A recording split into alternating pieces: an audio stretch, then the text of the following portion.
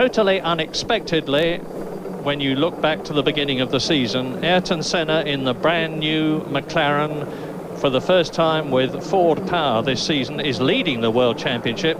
But Alain Prost, thanks to his victory in San Marino and the retirement of Ayrton Senna, which compensated for Prost's retirement in South Africa, there's just that 2-point gap. And if Alain Prost can win this one, it would give him a small cushion over Ayrton Senna, who I know is aiming for third place today. He would be satisfied with third. He would obviously rather finish second or first, but realistically, if he can finish third and get 4 points, that would still leave him within striking distance of the World Championship lead when he went to Monaco for, from his point of view, hopefully a record 6th victory.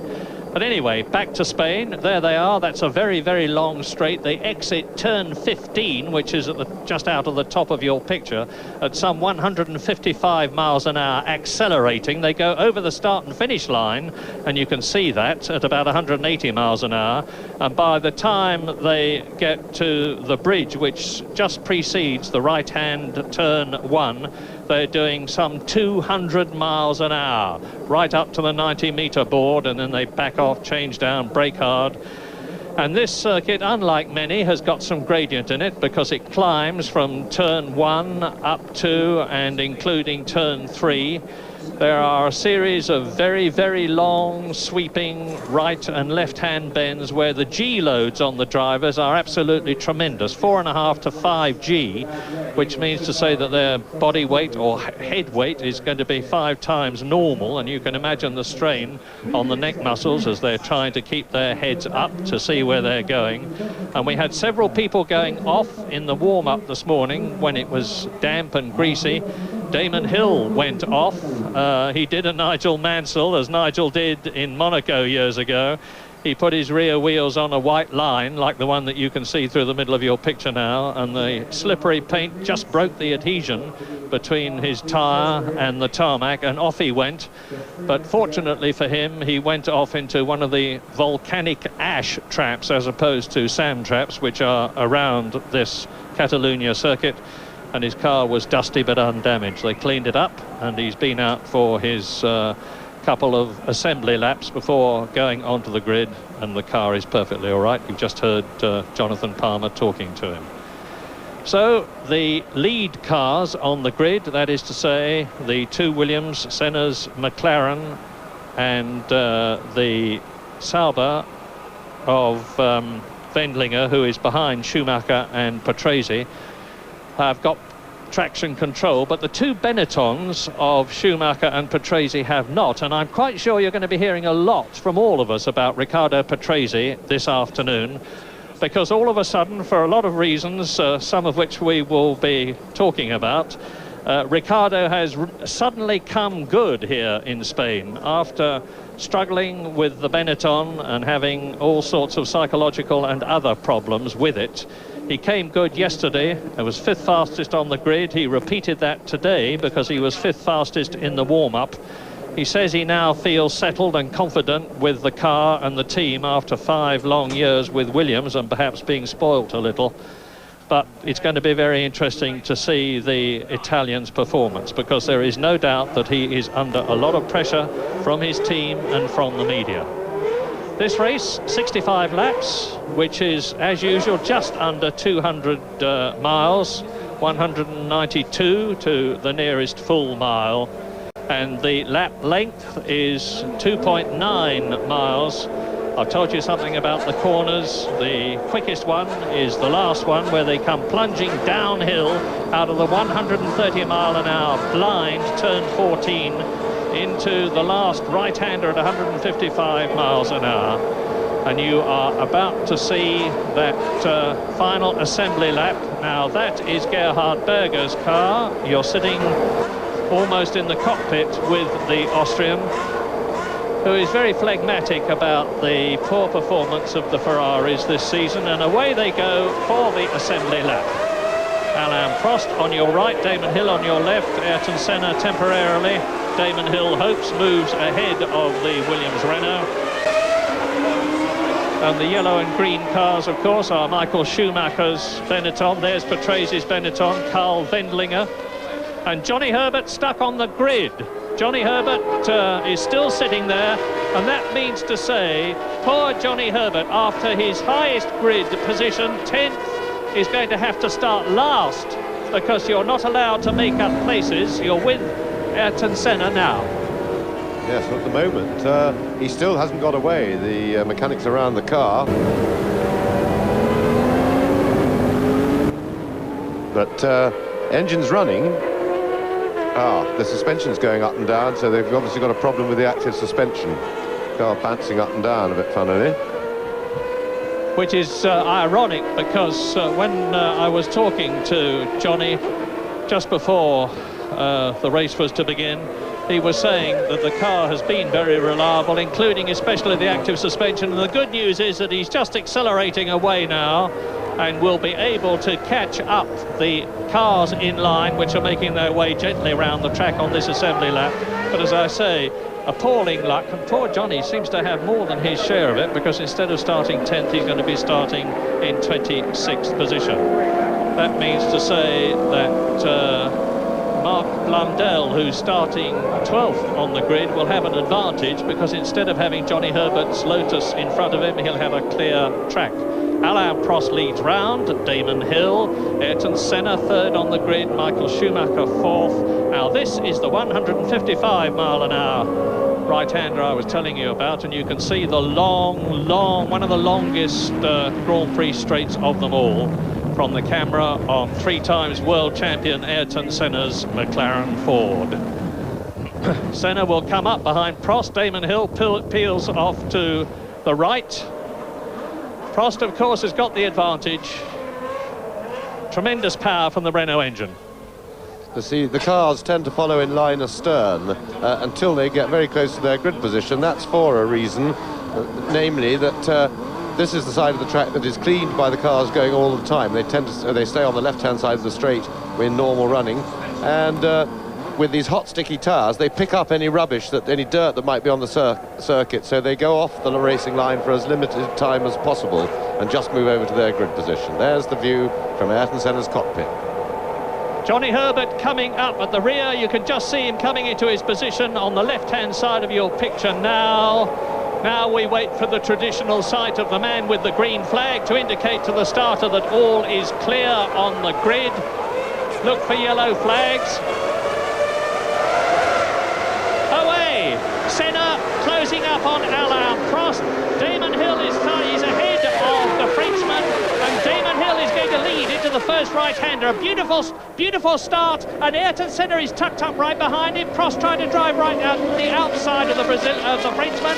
Hill leads, and Prost is second. This is Ayrton Senna's car that we are with. Now, you'll be able to see the power of the Williams, particularly on that long straight. And everybody got away well. There's Jean Alesi trying to come up through the field in the Ferrari, tightly bunched at the rear. And we're going to be watching particularly the performance of the 2 Swiss Salvos, because they went extremely well in practice, with Carl Wendlinger in 6th position. There is Michael Andretti, and he has got Alesi behind him. So, Hill, Prost, Senna, Schumacher, Patrese 5th, Andretti is up into 6th position. So the American has got a good start this time. There is Alesi 7th behind him, Wendlinger down to 8th position. And now Ayrton Senna, as they come towards the close of the first lap in this 65-lap Spanish Grand Prix, is going to have, I suspect, the slightly demoralising experience of seeing Prost and Hill stride away from him on sheer power. This is turn 15, the end of lap 1. And it's Prost leading, Hill second, Senna, Schumacher, Hill leading. There is Damon Hill, Prost number 2 behind him. And you can see that they're already starting to ease out a gap, and Michael Schumacher is tucked up under the wing of the McLaren Ford of third-placed Ayrton Senna. 5th is Patrese, 6th is Andretti, 7th is Jean Alesi. In 8th position, JJ Leto, 9th is Berger, and Prost is going for it with Senna, with both of them. It's a replay of the start, and Well, rather a brief one. Back to the race, and Senna clinging on, but I don't think he's going to be in touch for very long, as the Williamses can afford to play themselves in quite steadily and then get into their stride.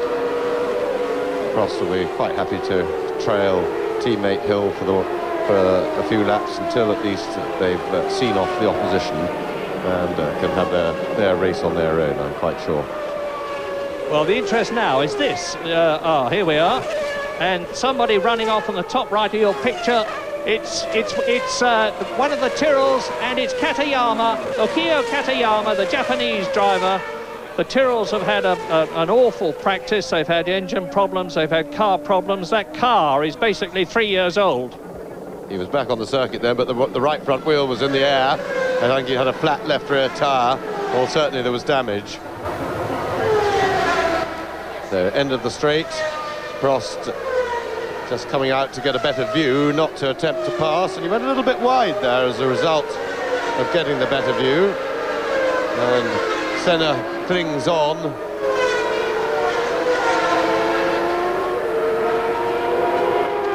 Ayrton Senna doesn't look it, but it's over a second behind as Johnny Herbert comes into the pits. Now look, this is a unique system that Lotus have. He actually comes into the pit. There is a sort of sled underneath the car. The driver presses a button. The wheels come up by themselves from the active suspension. The mechanics change the wheels, punch a button on the back of their guns, which lights a light, and the man at the front, when he sees all four lights go out, indicates to the driver that he can sprint out, because by now, of course, the driver will have pressed his button a second time. But this is no tyre stop for Johnny Herbert. It's something much more significant than that. His active suspension dumped itself on the line. They got it going again, but there is obviously the problem. With Damon Hill leading on lap 3 of 65. It's not the first time he's led a Grand Prix in his short Formula One experience, but he's looking pretty secure at the moment. On the other hand, Alain Prost, the very long driving Grand Prix driver, has got plenty of time. Had a good shot then as Damon, as soon as he got the car straight, you saw his head move as he just checked his mirror to see exactly where Prost was behind him, and that's important as they go onto the straight. But in fact, as I surmised, Prost is in no hurry at all to make an attack on his teammate, and I'm quite sure he'll let Damon just relax and try and lead him away from the opposition, and then he'll start to slowly turn up the heat. Prost is one of these drivers who just builds up and gradually increases the pressure. But for the time being, this is good experience for Damon, because leading a Grand Prix is a unique feeling, especially for an inexperienced driver, to be out in front by yourself, nobody to help you, nobody to follow, and it's nice that he can be doing this without pressure, because Prost's not pressing him, Senna's comfortable distance behind, so Damon has no reason to hurry, just to get used to the feeling. And I suspect that Ayrton Senna, that we're riding with now, is already driving a tactical race. He's actually the fastest so far over a single lap, 1 minute 27.8 on his third lap.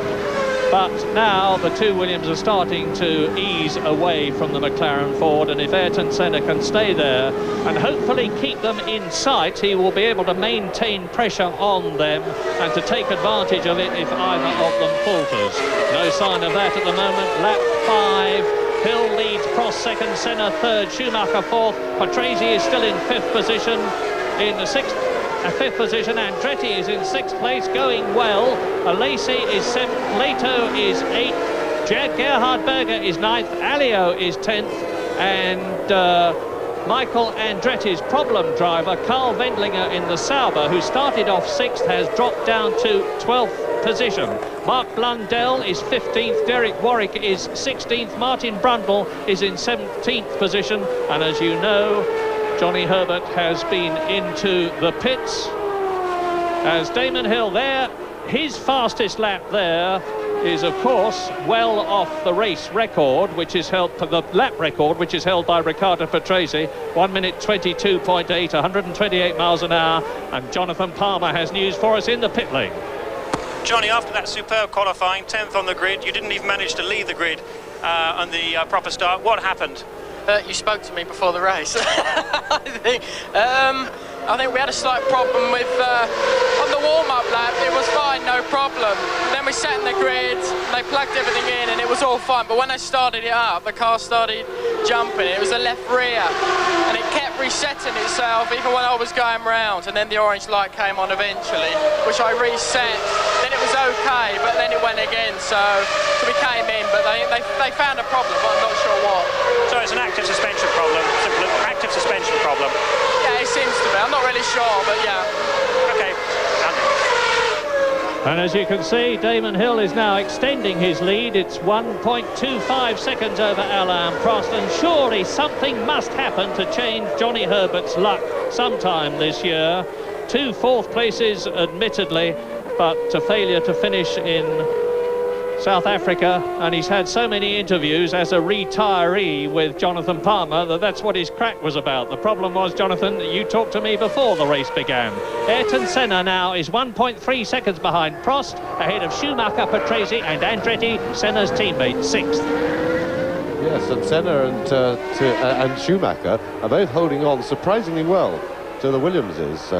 Whether or not they'll be able to keep it up, whether the Williams is driving with a little bit in hand, which I suspect, but at the moment both are close enough, particularly Senna, to be able to take advantage of any weakness or mechanical problems that the Williamses might encounter. As far as tyres are concerned in this race, we don't really expect too many tyre stops. There's no problem with the wear rate, but some people might stop if they feel they've got a drop off in tyre performance, and putting on a fresh set can often improve the performance quite a lot. So there may be pit stops for that. Lap 7, and already the interest and excitement is what you are watching. Damon Hill leading, Alain Prost second. Both of them want to win this race for their different reasons. Damon Hill, because it would be his first Grand Prix victory. Alain Prost there, 3 times world champion, because he wants to have the maximum points cushion between himself and danger man Ayrton Senna at Monaco. Now this is Zanardi and Wendlinger on a replay. I don't know what happened, but we're soon going to see. Zanardi, who was so spectacular at Imola when his car burst into flames, runs wide, goes onto the grass. Carl Wendlinger goes through, and they were battling for 12th position. So Wendlinger has taken it over the line to complete another lap into lap 8. Towards us, 0, Damon Hill, with his helmet carrying the colours of the London Rowing Club. Alain Prost in second place. Ayrton Senna is now 2.5 seconds behind Prost, and the same amount ahead of Schumacher, who is 4th. Patrese is still 5th, and Andretti 6th. And there you see from the caption that the Williams drivers are beginning, Prost starting to turn up the heat. New fastest lap. Every one of the last 3 laps has been done by a Williams in this race. Well, I tell a lie, Senna did it 3 laps ago, but the pace is turning on, and they've inched away from Senna a little bit. But significantly, Prost is now getting closer to Damon Hill. And we had a generous tribute from Alain Prost yesterday, because he was asked what the biggest surprise of 1993 had been to him so far, and he said the McLaren, because as those of you who are enthusiasts will know, McLaren had been using Honda power since 1988, lost it at the end of last year when Honda retired from Formula One. Ron Dennis, the head of McLaren, had a big struggle to find a replacement engine, settled on the Ford very late in 1992, as a result of which the new car had to be designed very rapidly, and Prost said McLaren have done an absolutely magnificent job. And now Alain Prost is, as James just said, really getting the hammer down and is starting to close on Damon Hill with the fastest lap, 1 minute 25.4. Yes, and on that last lap, as he completed the lap, you can see he was closer than he'd been before. He'll need to be closer than that still in order to pick up the toe exactly right to get past his teammate on the straight. So Prost will be looking to get ideally about 4 or 5 lengths behind Damon Hill as they come onto the straight. Now, there's 3 corners to go. Prost is too far behind at the moment. Sorry, wrong part of the circuit. Now we've got hairpin. Couple of hairpins. Now the right hand 180-degree corner, and then 2 quick right-handers, the second of them being onto the straight. Prost is not really close enough to tow past Hill this time.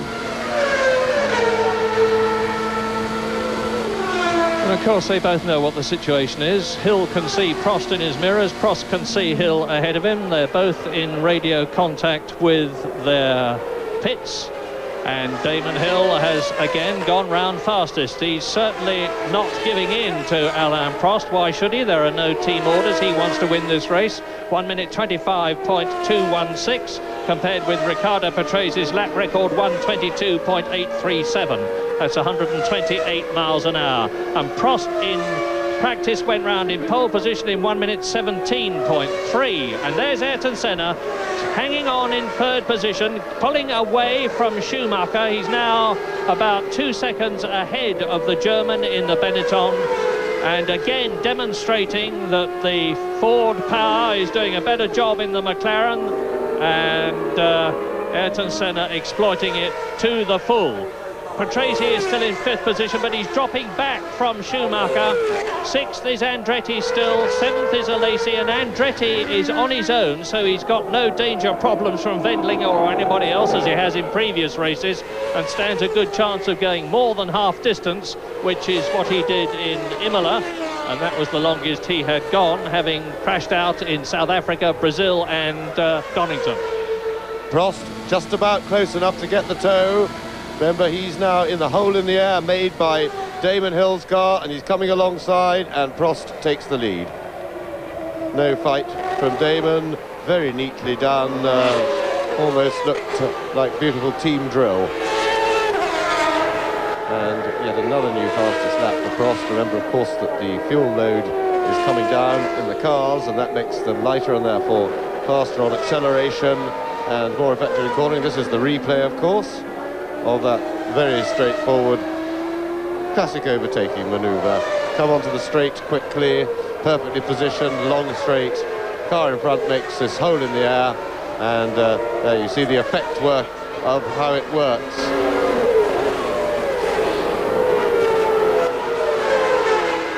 And we see it again from the helicopter.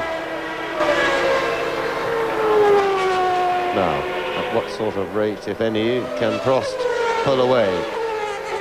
This is now a big challenge for Hill to see if he can stay with the most successful Grand Prix driver of all time in terms of results, and one of the greats, Alain Prost.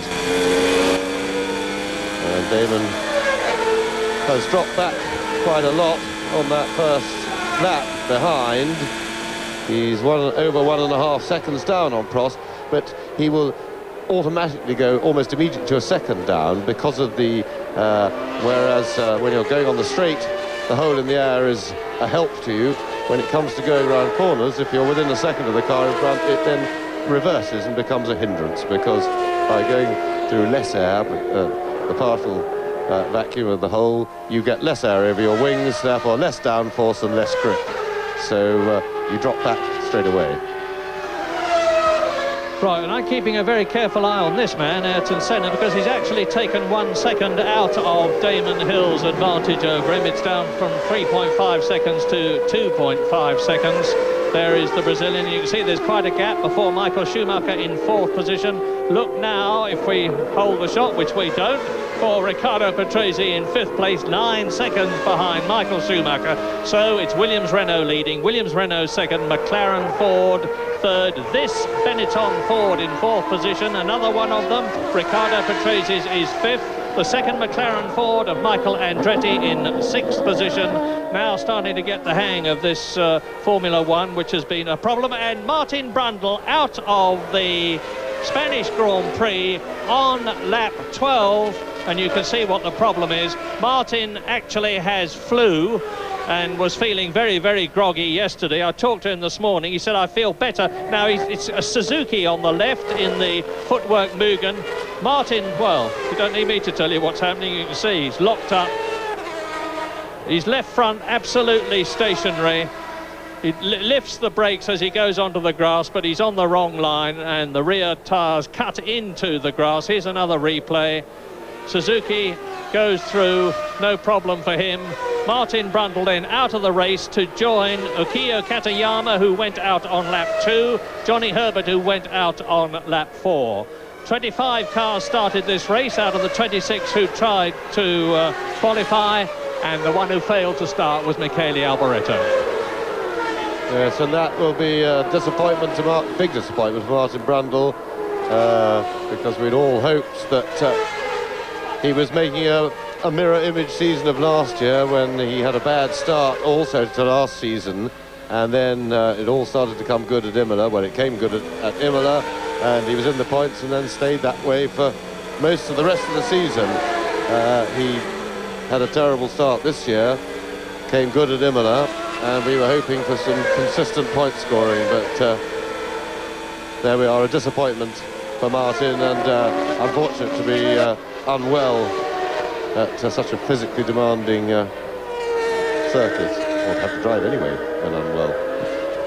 Right, now a lot of people have asked me to try and go lower down the field during a race, so here goes. So there are 23 drivers left out of the 25 who started. Alain Prost is leading, Hill second, Senna third, Schumacher fourth, Patrese is fifth, and Michael Andretti is in 6th position. Alesi 7th, then it's Leto, Berger 8th and 9th. Alio is 10th ahead of Comas, Wendlinger and Zanardi 13th. Barrichello, the Brazilian, is in 14th place. Mark Blundell, who's caught the flu from Martin Brundle, is 15th ahead of Derek Warwick. Then it's Suzuki, Badoa, Thierry Boutsen 19th. De Cesaris is 20th, followed by Fittipaldi, Barbazza, and there's 22 drivers left now, of course, with Martin Brundle out of the race. We're on lap 14 out of 65, and we were riding with Damon Hill there, who is now about 1.3 seconds behind his Williams team leader, Alain Prost. And Prost is on target for his objective of 10 points from Spain to add to the 24 that he already has from his victories in South Africa and San Marino. And there he goes. Now, Alain Prost, cool, calm, a superb tactician in the yellow helmet there. That is Christian Fittipaldi, and he is chasing Andrea De Cesaris as Alain Prost laps them, and Fittipaldi is in 23rd position. De Cesaris is 22nd. Alain Prost coming up. Now you see we're with Prost. He goes through and takes Fittipaldi's Minardi Ford, who has got behind him his teammate Fabrizio Barbazza, the man who surprised a lot of us by finishing 6th in the last 2 Grand Prix at Donington and at Imola. And Prost is now challenging Andrea De Cesaris, who's had engine problems, who's had handling problems in practice. He passes the Italian, Andrea De Cesaris, the man who's driven in more Grand Prix than anybody else without actually having won one. This is his 186th Grand Prix.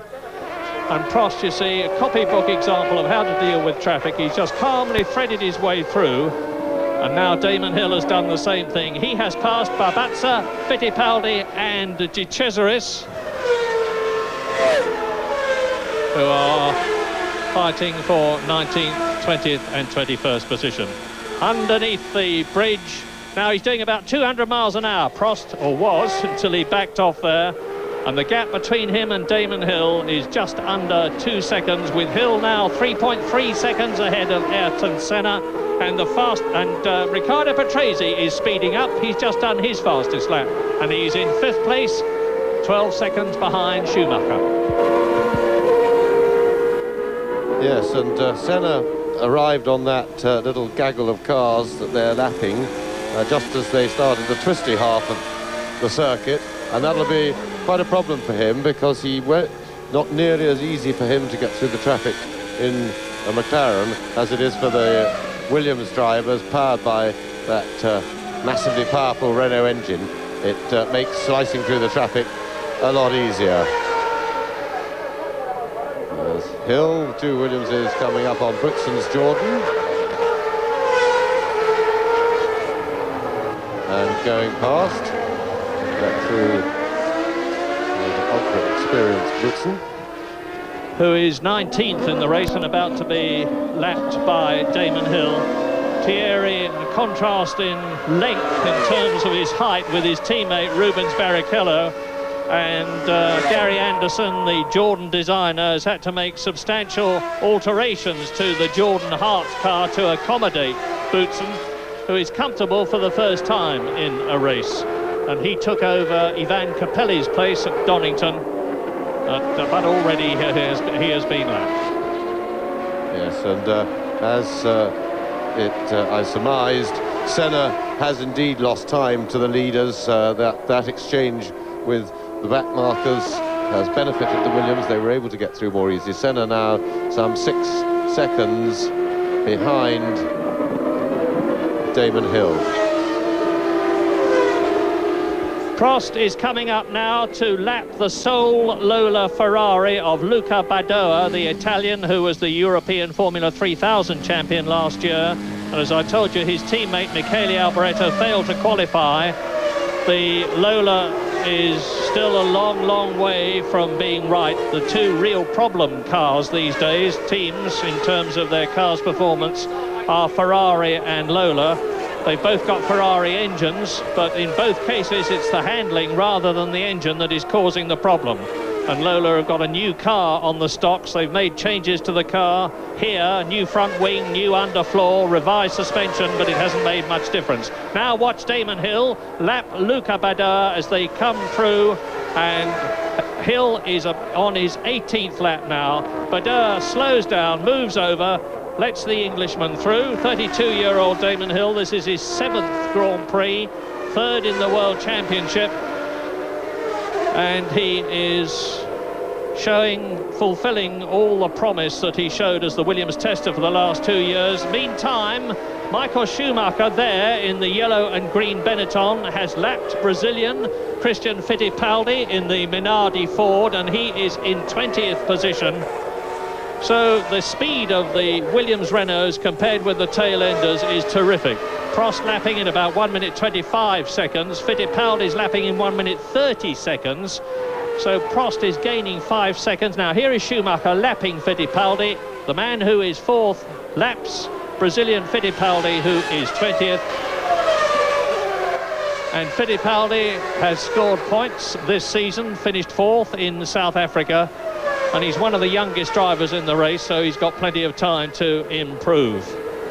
He's the son of Wilson Fittipaldi and the nephew of the great double world champion Emerson Fittipaldi. So, Michael Schumacher, who was hoping for more from the Benetton in this race, and to be honest, I think it is showing, because Schumacher and Patrese down in 4th and 5th positions are certainly being shown the way by Ayrton Senna, as you would expect, of course, because arguably Senna is the best driver in this race, and that would include even this man, Alain Prost. Both of them 3 times world champion.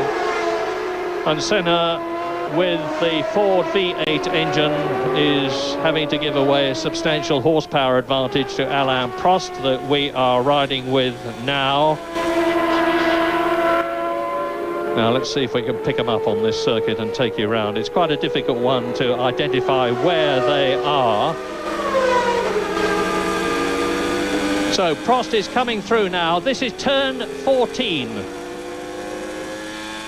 No, I tell a lie. He's coming up to turn 14 when he's come out of this long left-hand of the hairpin bend. Now, this is turn 13, which he takes at about 80 miles an hour. Accelerates hard. And when I tell you that this Williams car will accelerate from 0 to 140 and back and break down to 40 miles an hour in about 4 seconds, it's difficult to comprehend, but that is how neck-snapping their acceleration is.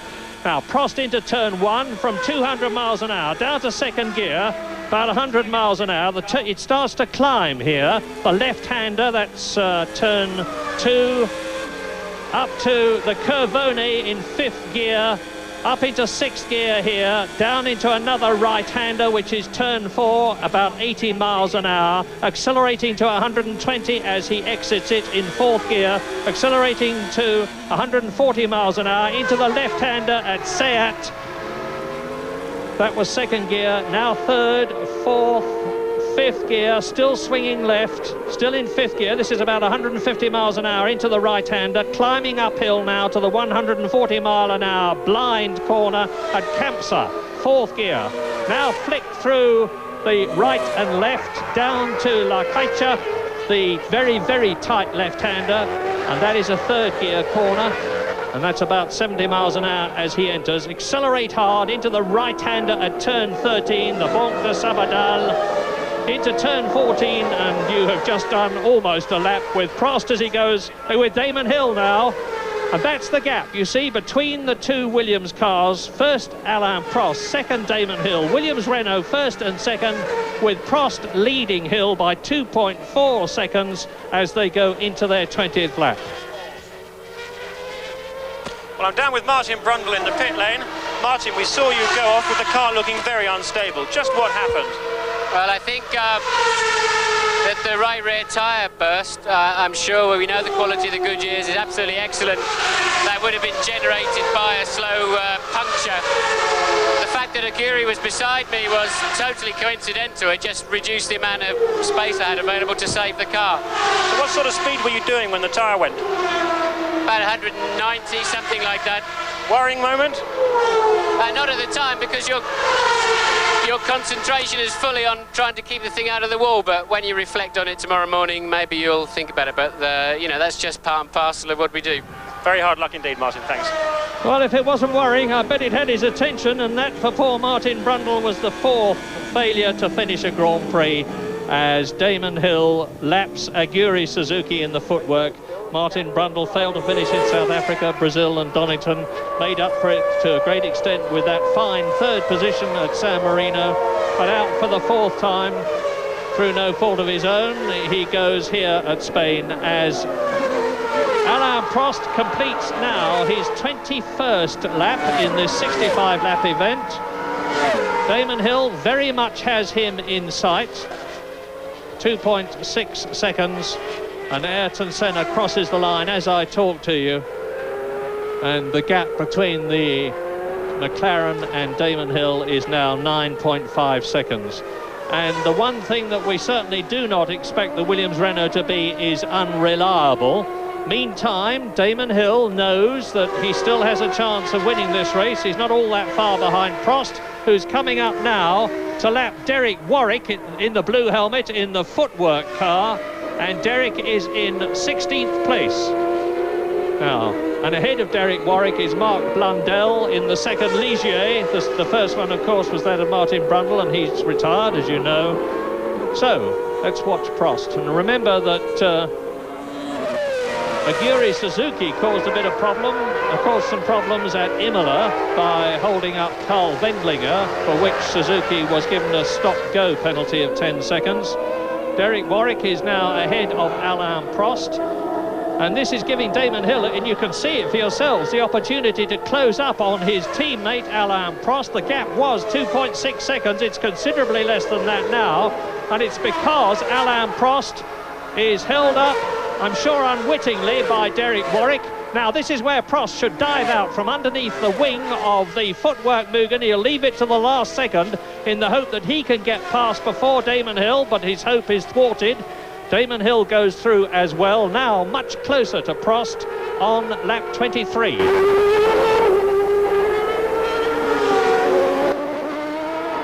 This is Mark Blundell next in Prost's eyes. Yes, and of course, here's a replay of Prost going past, seen from Damon Hill's cockpit, and Hill, quite rightly, jumps straight through, jumps Warwick into the corner, and they're both of them just getting past Blundell, who made the space, because, of course, with Renault power, he would have been potentially a bit of a hold-up, and this traffic may well temporarily have delayed them a bit and bring Senna a little bit closer than the 9 seconds he is adrift. But of course, just a minute or so later, Senna will catch them up. A couple of minutes later, he will have to get through the traffic, and that gap is liable to go out again. Well, we've got a potentially interesting struggle developing for 5th position, because Riccardo Patrese is just 3.5 seconds ahead of Michael Andretti, who is the last on the leaderboard, as it were, in 6th position for 1 World Championship point. And Andretti is lapping about half a second faster than Patrese in front of him, as Prost and Hill thread their way through the tail enders. That is Zanardi, Sandro Zanardi, in the sole Lotus Ford, with the retirement of Johnny Herbert being passed by Prost, as we get a replay here. So we're with Damon Hill. You see Prost passing now. Damon Hill does the same thing, and we're back again with Hill further round the lap. This is live as opposed to the replay, and Damon, who, as I say, was 2.5 seconds behind Alain Prost, is right in the Frenchman's wheel tracks now on lap 24. Prost leads, Hill second, Senna third, Schumacher fourth, Patrese is 5th, and Andretti is in 6th place. Yes, and Hill would be wise to stay as close as he can to Alain Prost, which is what he's doing, because if Prost just gets any sort of misunderstanding with a back marker, that might present the lead back to Damon Hill.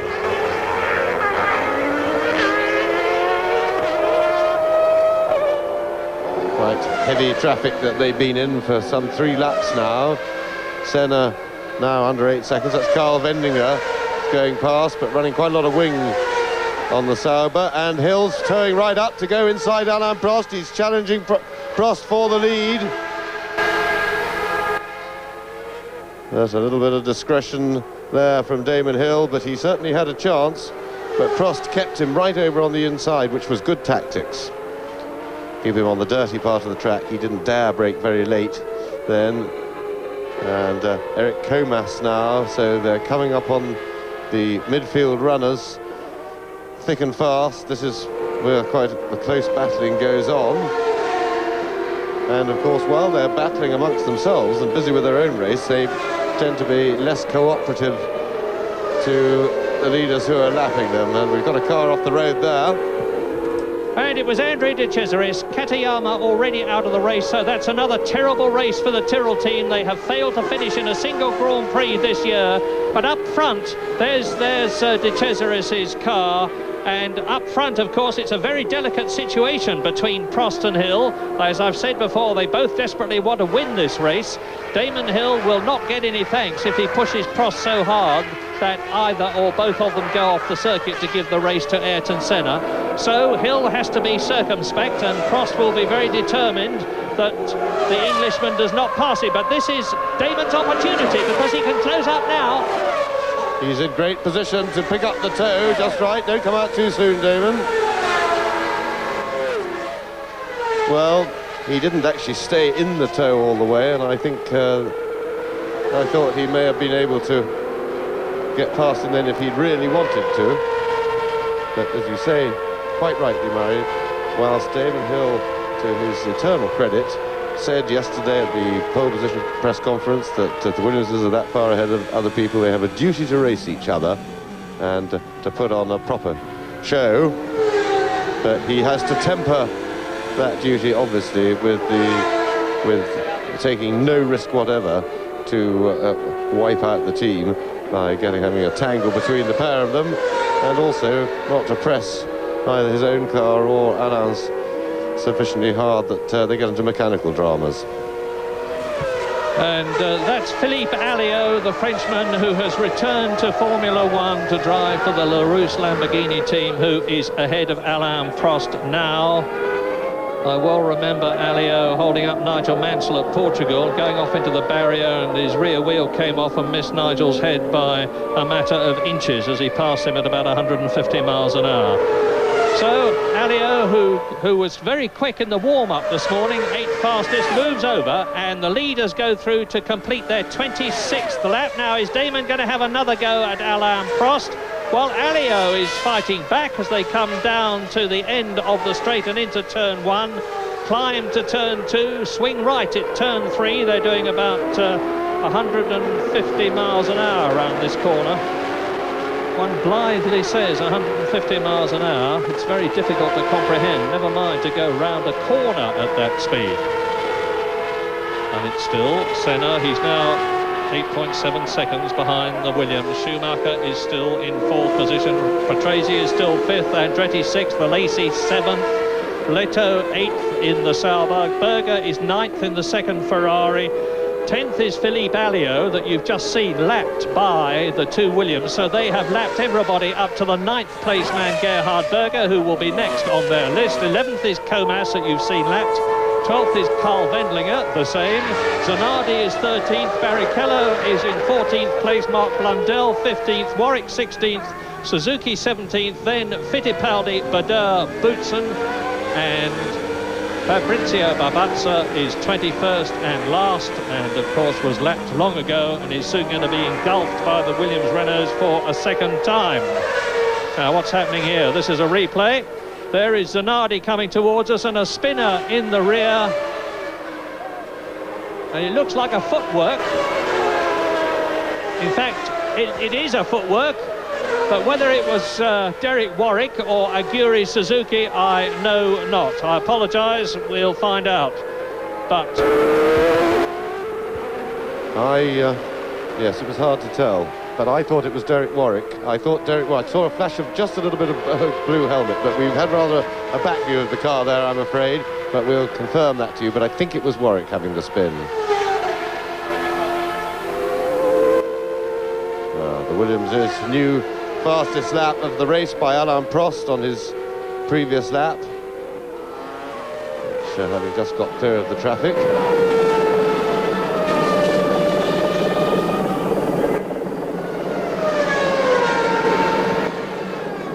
And yes, it was Derek Warwick who had the spin. And while you watch the leaders, I can tell you that JJ Leto has moved up in the Sauber and is attacking Jean Alesi in the Ferrari for 7th position. And there is Ayrton Senna lapping Carl Wendlinger, who is in 12th position. So the first 3 have lapped the Austrian, who's not having a good race by his standards, because he's gone extremely well this season, both in qualifying, not in the races. He's failed to finish so far this year, whereas his teammate JJ Leto, who's coming up on Alesi, has already scored World Championship points. Now, here is Senna lapping Eric Comas, who is 10th in the Lamborghini, turns in and nearly chops the nose off Ayrton Senna's McLaren Ford, and the Brazilian undoubtedly had to slow down a bit, and that's given Wendlinger, who'd got superior momentum. Now here's a replay. Now watch Comas move across as Senna dives into the gap and put his wheels just up on the curb and had to back right off. I should think there would have been a few Brazilian expletives inside his yellow helmet there.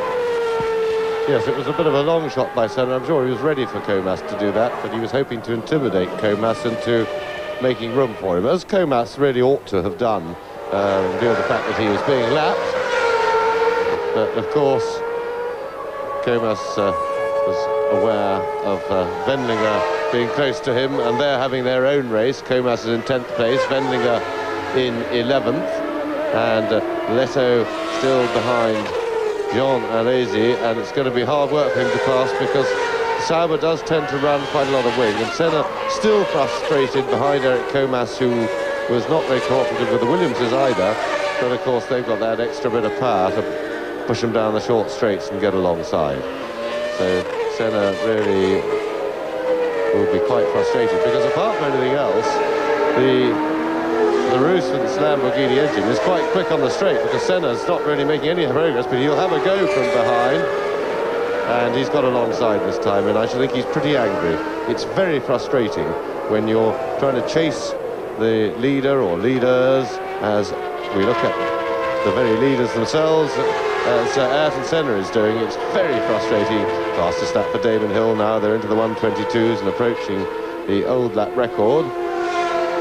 To be held up by back markers, and particularly when you're at a car disadvantage and you've got very little means at your disposal to regain that additional gap imposed upon you by a back marker. And Damon Hill, second of these cars, has just gone round 1/10 of a second off Riccardo Patrese's lap record of 122.8, and you can see how close he is to team leader and race leader Alain Prost as they complete their 30th lap. So they're almost on the half-distance lap now in this 65-lap Spanish Grand Prix, stretching away from Ayrton Senna in the McLaren Ford, who just hasn't got the sheer grunt to lap the tail-enders and midfield men with the aplomb that he used to have when he had an enormous amount of excess power with the Honda engine behind him. Well, one can't be sure whether the Williams Renaults are racing or not, but it looks to me as if they are. And the interesting thing is that when Prost took the lead, he looked as if he was going to pull steadily away from Damon Hill, but the traffic put a stop to that, and now I think Hill has upped his game a bit. The confidence is there, and I think he's proving able to stay with Alain Prost on merit. I'm quite sure Prost is not pushing to his absolute maximum, because he doesn't need to. Hill just caught in the traffic there, and then it's interesting. It'll be interesting to see when Hill does get caught in the traffic, how long it takes him to regain the lost ground.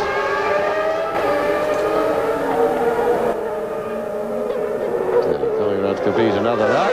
They got clear track in front, chance for Damon to break the lap record in his pursuit of Prost. And you saw that Fabrizio Barbazza has been lapped for a second time. They've just passed Andrea De Cesaris, who has therefore somehow ungummed himself from the compromising position he was in and has rejoined the circuit as Gerhard Berger in the Ferrari comes in now. We didn't expect anybody to be stopping for tyres. They're all fitting Goodyear's C compound tyre, and he sprints out in 5.5 seconds, and that was on lap 32. But Gerhard is notoriously hard on tyres, and this is a circuit, of course, which is very smooth. He's probably got a bit of wheel spin. His active suspension, we know, is not working, and that would have compounded the problem and probably accounted for him coming in for the sole tyre stop that we've had so far. 5.5 seconds on lap 31. And Alain Prost leads, so we're into the second half of the race now with the Frenchman, and we're with Damon Hill. You can see Alain Prost, Williams Renault ahead. Senna is 17 seconds behind Hill now, so the Williams have got the race in their pocket, provided they can just keep going. Senna is 8 seconds ahead of Schumacher, who is 20 seconds ahead of Patrese in fifth position. And Patrese is 6 seconds ahead of Michael Andretti, who is going well and is about to enter the second half of the Spanish Grand Prix, and that would be his longest Formula One race distance so far if he does so, and that will do a lot for the Americans' confidence. Meantime, Senna has speeded up a bit, but he's still slower, and noticeably so, almost a second slower per lap than the flying Williams Renaults. This is a fascinating struggle that we're watching, because it is the age and experience of Alain Prost in his 188th Grand Prix, 3 times world champion, and he has won 46 of those races, against the comparative inexperience of Damon Hill, who is only in his 7th Grand Prix and driving magnificently, as for the second time Prost comes up to lap Luca Badoer's Lola Ferrari. And the leaders are on lap 33. Prost is past Badeur, who moves over and lets Damon Hill through. And they have lapped Gerhard Berger. I saw the Ferrari in the background now, just then. So that means to say that Prost and Hill have lapped everybody up to JJ Leto, who is in 8th position. The order, lap 33, Prost, Hill, Senna. Schumacher in 3rd position, ahead of his teammate, Patrese 4th, Andretti 5th, 6th, I'm sorry, Alesi is in 7th position, still running in the Ferrari, ahead of his teammate. 8th is Leto, 9th is Wendlinger, the two Saubers together. 10th is Comas, 11th is Zanardi, then Barrichello, Blundell, Suzuki 14th, Gerhard Berger 15th a lap, Derek Warwick a lap down, 16th position, Fittipaldi is 17th, Badeur 18th, then Boutsen and De Cesaris. And Damon pushing all the way, because this is not a team demonstration. This is a battle for the lead on lap 34 out of 65. And Damon Hill, of course, is getting marvellous experience, literally following in the wheel tracks of one of the greatest Grand Prix drivers of all time, studying Alain Prost's line, his braking, his acceleration. Williams have used all through the practicing period an electronic throttle with no physical connection between the accelerator pedal and the engine. But for the sake of not risking any reliability problems, they've reverted to the normal system for this race, and they're coming up now to lap JJ Leto, the Finnish driver, the ever cheerful Finnish driver, who's now got a car worthy of his talent in the Sauber Ilmor. And by the way, hats off to Ilmor, the Brixham firm who have produced engines for Indianapolis for so long and are now in Formula One with their V10 engine. They've got a new version on the stocks backed by Mercedes-Benz money, and I have no doubt that that will be even better than the existing fine engine, and the Saubers will then really fly. And the Saubers, by the way, have still got passive suspension. They don't have the more advanced and sophisticated active suspension system that the Williams Renaults, the McLarens have, and others, of course, including Ferrari, who wish they hadn't got it at the present moment. It's given them more trouble than they would like to admit to. And now they're up to Jean Alesi. Prost and Hill are shortly going to lap Jean Alesi, the Frenchman in the Ferrari, who is in 7th place. You can see there he is. I, traditionalist that I am, do not like that white stripe on the Ferrari. I would like to see it all scarlet, the famous Ferrari colouring scheme, but it's not to be. And Hill now is certainly in a position where he can attack Prost and go for the lead, because this is the 200-mile-an-hour point. He could go for it here. He's going for it here. Is he going to get through? Well, it's kind of him. I get the feeling, Murray, that he's making it look like a race. He pulled out. He had no intention of passing it. And looking at their lap times when they're not in traffic, they do seem to have eased up. I strongly suspect that we've got an order from the pit now. You're in a lot of traffic. Prost has probably asked that he can ease up and not be raced. So hopefully Damon will continue to make it look like a race, but I don't think it is a race anymore, I'm afraid to say. Oh well, there you go. Prost leading then on lap 36 out of 65 by a whisker in terms of time, 0.3 of a second as they cross the line to complete the lap. Ayrton Senna, I'm sure, is now driving for 3rd position, as he said he intended to before the race even began, because mentally he had conceded victory to the Williams with their superior performance, their excellent handling and their unchallenged reliability. And if Senna finishes 3rd here, he won't be too unhappy. That will give him 4 points to lift his total to 30. Prost would be on 34 points if he won the World Championship, so they would go, if he won the race, so they would go to Monaco separated by only 4 points. And as I've said earlier in this commentary, Alain Prost is distinctly concerned about Ayrton Senna in the very nimble, light carries less fuel. McLaren Ford around the twists and turns of Monaco, where Ayrton Senna has 5 times demonstrated his supreme class by emerging victorious. Just a word, Murray, on that pit stop from Gerhard Berger. It wasn't expected, it was for tyres. Goodyear hadn't, in fact, expected any tyre stops here. They thought the circuit would be reasonably easy, although the tyre wear from Gerhard's Ferrari was rather more than they expected, so that could open the way, perhaps to a few precautionary pit stops in the race.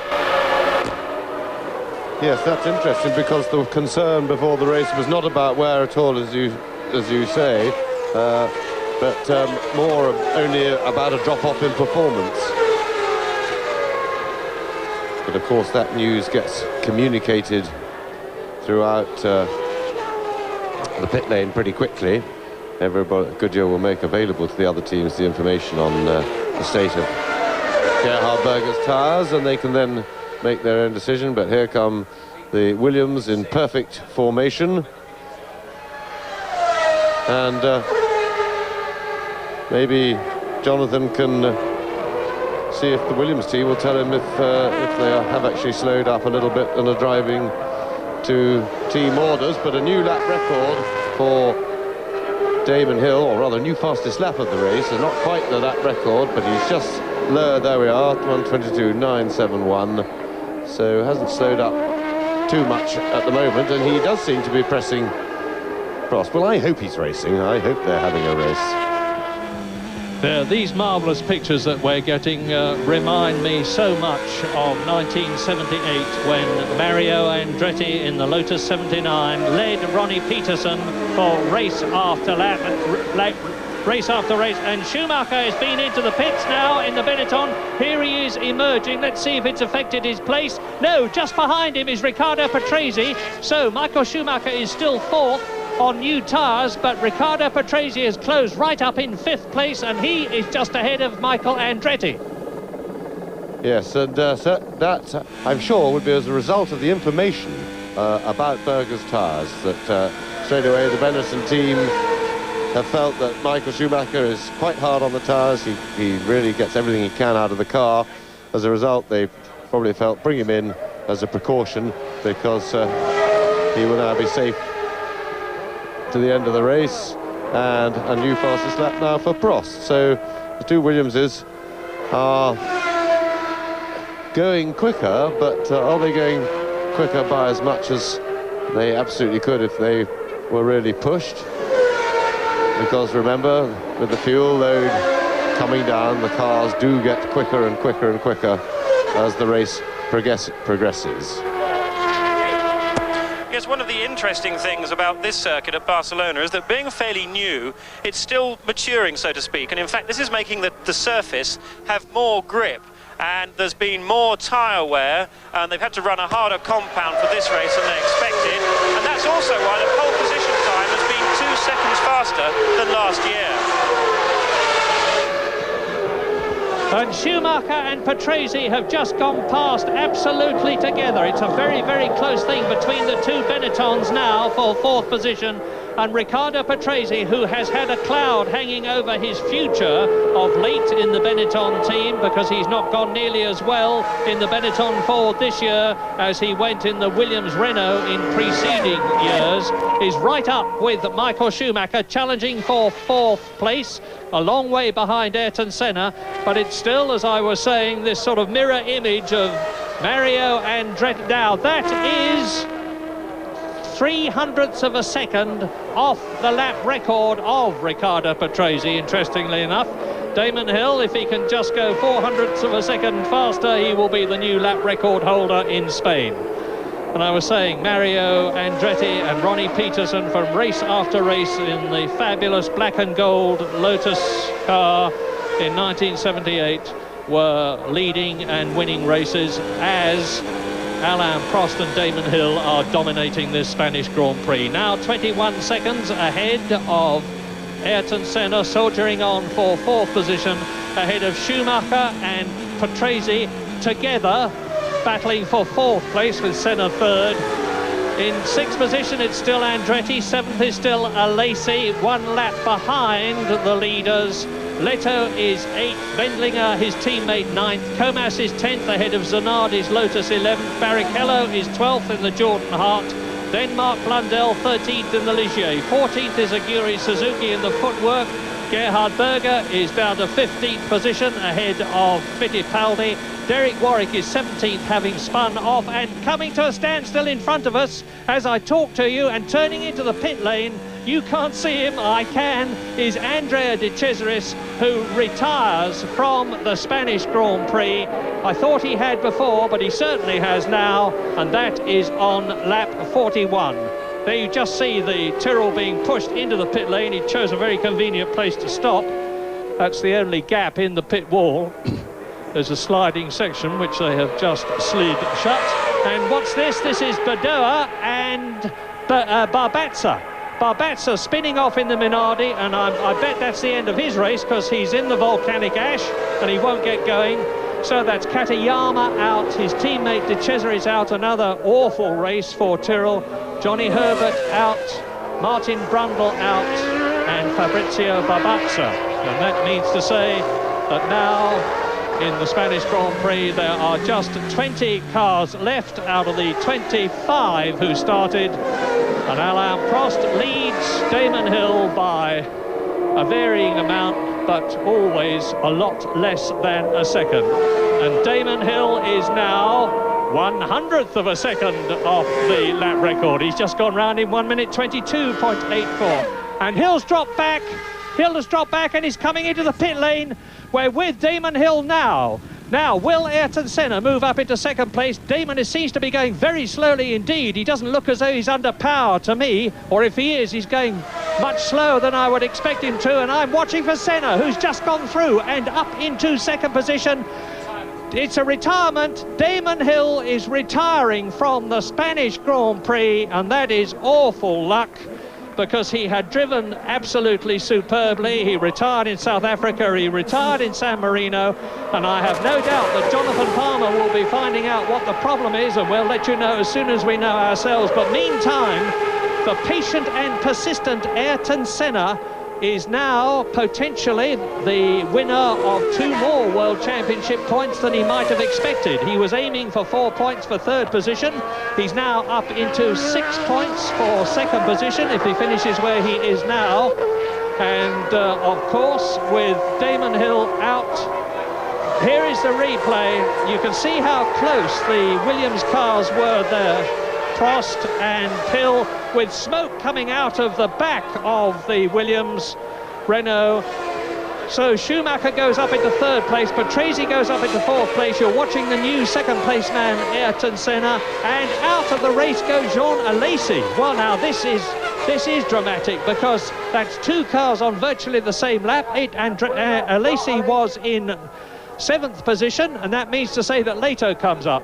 Race order at the present moment is Prost, then Senna, Schumacher third, Patrese fourth, Andretti up into 5th place, Jean Alesi out, and so Leto is now in 7th position ahead of Wendlinger, and 9th is Comas, 10th is Zanardi, 11th is Barrichello, and in 12th place, Englishman Mark Blundell.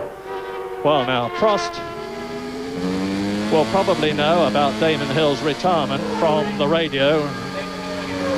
And Jonathan is with Damon Hill. Damon, that looked bitterly hard, like you were having a tremendous scrap out there. Just what happened? I think the engines failed. I think there's a lot of oil and steam around the place, so just made a terrible noise, and that was the end of it. No warning apart from the noise? No, it was going fine, and everything looked okay. The temperatures looked all right. But it's very, very disappointing. We've not had many engine failures at all. The engines have been fantastic all year, and eventually that sort of thing's going to happen, unfortunately. Now, we've been wondering whether or not that was a genuine scrap you were having with Alain, or whether you're just making it look good for the cameras. No, I think we're having a race, actually. Do you think you would have beaten him? Well, he wasn't getting away. You look very good indeed, Damon. Okay. Great sympathies. Thank you. As ever, Damon Hill modest in defeat, and very pragmatic, sensible chap. And Alain Prost is now well away, 24 seconds ahead of Ayrton Senna. Yes, well, I thought David didn't sound very convincing on he thought he was having a race, but anyway, he was certainly trying to have a race and would have liked to have had a race because he's a natural racer, and but team orders are team orders as Derek Warwick comes into the pits. And of course, people stopping for tyres now are not making by any means the best use of two sets of tyres, because they'll make much too little use of the second set to make a proper use. And of course, Warwick had a spin earlier, may have flat spotted his tyres a bit, but that was quite a while ago. I suspect it was more just for wear and running out of grip, but of course it's difficult to, what Jonathan said about the surface of the circuit still being bedded in, as it were, and the conditions therefore being more changeable than they're used to. And of course, normally the teams can anticipate more accurately than this how the tyres are going to perform, and if they know that a pit stop, a tyre change is going to be necessary, they'll make it usually just after 1/3 distance, because that's how you spread the work as cross slicing past the other footwork. But with the heavier fuel, though, the car being that much heavier at the start of the race, it's just after 1/3 distance. Normally it's generally reckoned to be where the first set of tyres has had half the work, and the second set can do the other half. Well, the McLaren team will be heaving a sigh of relief that Damon Hill is out of the event, because quite apart from the fact that it moves Ayrton Senna up into second position, it means to say that the Constructors' Championship is going to be closer than they feared. They were saying to me just before this race began, we're 10 points behind Williams now. Well, they would have been even further away if both Prost and Senna and Hill had finished. But now, with Prost on a potential 10 points and Senna on a potential 6, the Williams lead over McLaren in the Constructors' Championship will only go up by 4 points. And for that, no doubt, they will be thankful, as Prost pulls out and passes Michael Andretti in the McLaren, and the American is in 5th position. So Prost, Senna, Schumacher and Patrese are the only drivers on the same lap now. And interestingly enough, that despite having new tyres on, Schumacher is making very little progress in getting away from Riccardo Patrese, who is certainly having far and away the best weekend that he's had for a very long time, including last year as well as this season. He qualified only a 1/10 of a second slower than teammate Schumacher, far and away his best qualifying performance this year, and he was losing ground at nearly a second a lap to Schumacher in the opening 10 laps of the race, with nobody between them. But maybe the sight of Schumacher coming out of the pits just in front of him has given him a charge, because he's holding on to technically the more grippy car because of its fresh tyres driven by young Schumacher. So Patrese, under some threat of the sack, has really got his act together as far as motivation is concerned, and is delivering the job. But of course that's not the problem with Patrese. It's his ability has never been in question. It's his motivation and his willingness to use all of his ability, and that hasn't been evident for some time, but he's brought it to bear this weekend. Well, now just into the box has come the ever-chipper Johnny Herbert. Johnny, you've had the misfortune to talk to Jonathan Palmer, again, your nemesis, but you really are having a dreadful season so far, apart from your 2 4th places. Yeah, it was a bit of a shame, because the car, for some reason, when I just did the warm-up lap onto the grid, was no problem. Then we restarted and it started jumping up and down and doing funny things. They tried to cure it, couldn't do it, and then we found once we got back in the pits there was a wire that was loose in the back, and that was obviously doing the problem. Now, when you got away late, instead of starting 10th on the grid, and incidentally, everybody, we're watching the Williams come up now to try and lap Eric Comas in the Lamborghini powered Larousse. You were going to start 10th on the grid, you had to start 26th. That must be a real deflator. It's quite a big deflator, really, yeah, because we've really done most of the hard work. we get the car better, we get it on 10th position, very happy with the race setup. And then you have a silly little wire that has a little jangle and a little hip and a hop, and the wheels go everywhere. So it's a bit of a shame, but you know, it doesn't happen very often. Johnny, your luck must break. Let's hope it happens at Monaco. Thanks for coming up. And Alain Prost is on his 48th lap. He's just gone round in 1 minute 24.8, so he's backed off a bit, because that is exactly 2 seconds off the lap record, and 2 seconds longer on a lap means that a driver of Prost's calibre is driving very well indeed within his capability. Ayrton Senna, that you're looking at on lap 48 out of 65 in second place, is now 20 seconds behind Prost, hoping that whatever happened to Damon Hill will also happen to Alain Prost. But I judge and hope from Prost's point of view that that's unlikely, because as Damon himself said, the Renault engines have given hardly any trouble at all since the V10 was first introduced, and it's now on the third development of that engine. And Bernard Dudin, right now we're with Prost. Who is that ahead of him? It looks like Alessandro Zanardi. No, it's the footwork of Derek Warwick, and you know that Derek Warwick has spun earlier on. He is currently well down the field and is about to be lapped in 15th position for the second time by Alain Prost, who completes his 48th lap. And a 20-second cushion, which is what Prost has, is a very comfortable one for a driver indeed. It means that he can drive at, I don't know what percentage of his ability, James may have a view on it, but I would guess about 90% of his ability, and go round as regularly as a metronome without any problems. And Senna will be doing the same thing. He's lapping as near as makes very little difference in the same time as Alain Prost, maintaining the gap at about 18-19 seconds. Yes, Senna is definitely still chasing. The lap before last, he did his own personal fastest lap of the race, and quite rightly, I mean, he won't want to take any risks, but he'll want to press as hard as he can just to keep Prost pushing his own car mechanically. He knows he's got no chance of catching him if Prost has no problems, but just making him drive the Williams to nearly maximum could, of course, bring on any mechanical weakness in the Williams. And in the meantime, his teammate Michael Andretti is headed for his first finish, and there's a new fastest lap, and Michael Schumacher, and that might have just squeezed under the old lap record, but so he's finally making that fresh set of tyres tell. Michael Andretti, of course, hasn't finished a Grand Prix yet, and he's running in 5th place, and he's over a minute behind teammate Ayrton Senna, and if Senna does keep the pressure on all the way to the end to chase Prost, then Senna will have lapped Michael Andretti, and this at a circuit where Andretti did quite a lot of testing in December.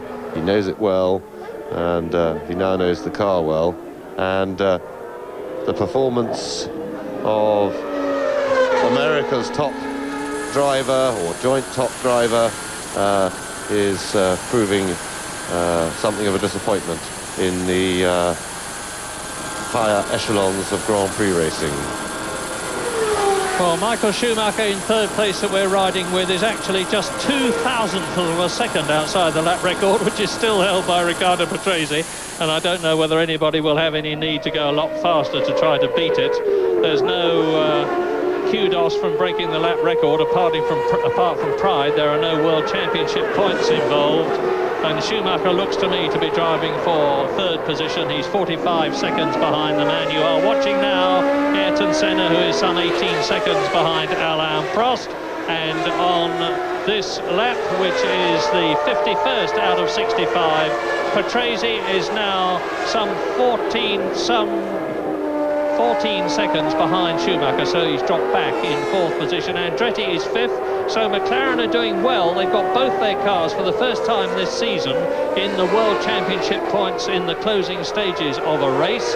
6th position is JJ Leto, who's again going to be scoring a World Championship point for the Sauber team. 7th is Eric Comas. His teammate Philippe Alliot scored a couple of World Championship points for the LaRousse team, and Comas may well end up scoring one here. Zanardi in the Lotus is 8th. Barrichello is 9th in the Jordan Hart. Mark Blundell is 10th. Suzuki is 11th. Berger is in 12th position. Fittipaldi is 13th. Boutsen in the 2nd Jordan is 14th. Derek Warwick is 15th, 3 laps down. Luca Badoer is 16th and 17th, and just about classified at the present moment is Wendlinger in the 2nd Sauber, although he's 7 laps behind. He's obviously had a major problem. I don't know what it is, because we've been concentrating on the leaders, especially this man, Alain Prost. And now that is a lap record.